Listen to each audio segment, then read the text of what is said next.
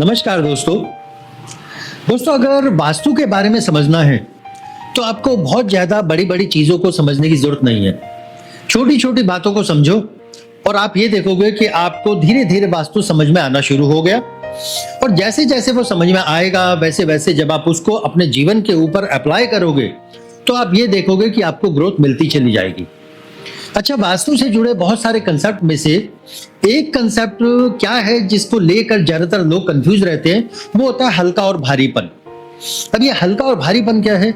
अच्छा, कुछ लोगों से जब मैं मिलता हूं और समझता हूं तो वो क्या समझाते हैं कि हल्के से मतलब है कि भाई कि हमारे घर की जो नॉर्थ की जो डायरेक्शन है या ईस्ट की जो डायरेक्शन है वहां पर कोई भी जो है भारी सामान मत रखना, तो वो हल्का रहेगा।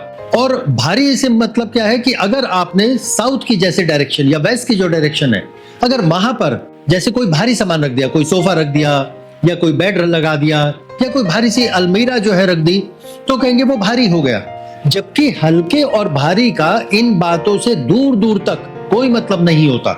सिंपल सा लॉजिक देखिए क्या है कि हमारे घर की वो दिशाएं जहां पर एनर्जी जो है प्रवेश करती है हमारे घर के अंदर, वो एरिया, वो सबसे पहले हमारी कौन सी डायरेक्शंस होती है? वो होती है हमारी नॉर्थ की और ईस्ट की।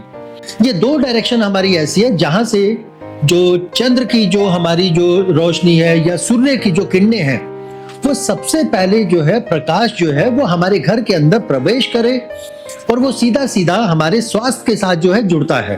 और वास्तुशास्त्र के अंदर इस बात को जो है कहा गया है और समझाया गया है कि नॉर्थ डायरेक्शन की जो दीवारें हैं वो दीवारें जो है पतली होनी चाहिए, उन दीवारों के ऊपर होने वाला जो कलर है वो हल्का होना चाहिए और उन दीवारों की जो ऊंचाई है वो कम होनी चाहिए। और यदि ऐसा है तो आने वाली जो पॉजिटिव एनर्जी है वो ये दीवारें जो है उनको एब्जॉर्ब जो है करती हैं और उसी का ही इफेक्ट हमारे घर के अंदर देखने को मिलता है।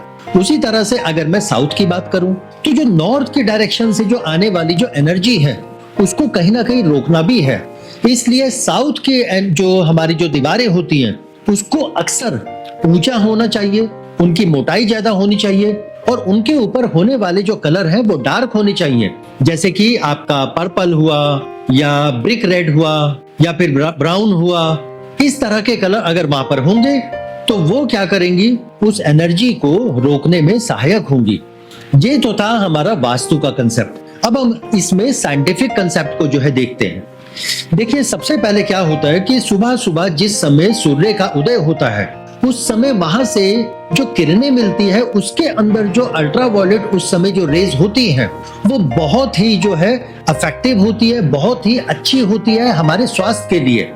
इसीलिए कहा जाता है कि हमारी जो नॉर्थ डायरेक्शन है या ईस्ट डायरेक्शन है जहां से सूर्य का जो है उदय हो रहा है, तो वहां से जो आने वाली जो किरणें हैं, जो एनर्जी है, जो सुबह सुबह की मिलने वाली धूप है, वो अगर घर में जो है प्रवेश करेंगी तो उसका बहुत ही पॉजिटिव इफेक्ट हमारे ऊपर पड़ता है, हमारे जीवन के ऊपर पड़ता है और हमारे स्वास्थ्य के ऊपर पड़ता है। लेकिन जैसे जैसे सूरज ढलने लगता है तो आप देखेंगे कि ढलते हुए सूरज की जो धूप होती है उसके अंदर लालिमा आनी शुरू हो जाती है, यानी कि वहां से जो इंफ्रारेड जो रेज होती है वो उसका इफेक्ट उसके ऊपर आना शुरू हो जाता है और उसके साथ साथ उसके अंदर जो गर्मी है वो बढ़ने लगती है।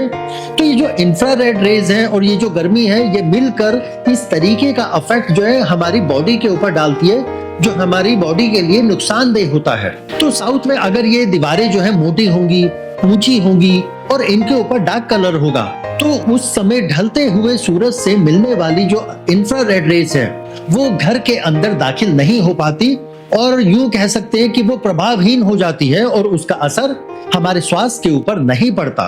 तो ये उसका साइंटिफिक कंसेप्ट है। तो मैं उम्मीद करता हूं कि आपको आज ये हल्के और भारीपन का ये जो कंसेप्ट है ये क्लियर हो गया होगा। तो आज के वीडियो में केवल इतना ही। मिलते हैं हम फिर दोबारा से अगले वीडियो में वास्तु से जुड़ी कुछ नई टिप्स लेकर। तो तब तक के लिए हमें आज्ञा दीजिए। धन्यवाद।